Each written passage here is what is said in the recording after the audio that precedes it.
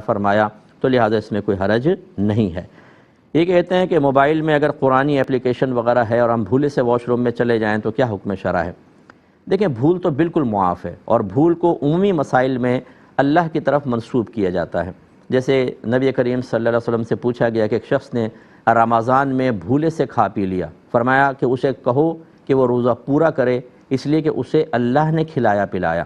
تو اس لیے بھول کو اکثر اللہ کی طرف منسوب کرتے ہیں۔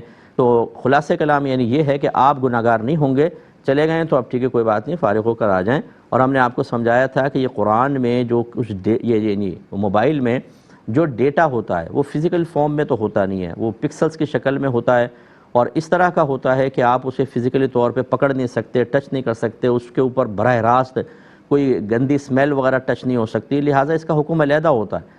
پھر بھی ادباً ہم نے کہا کہ اگر آپ باہر رکھ کے کسی کو پکڑا کے جا سکتے ہیں اور چوری کا اندیشہ نہ ہو تو ادب یہی ہے کہ آپ نہ لے کر جائیں، لیکن لے گئے تو بہرحال کوئی اس میں شرعی گرفت نہیں ہے، اور بھولے سے تو بالکل بھی نہیں ہے۔ یہ کہتی ہیں کہ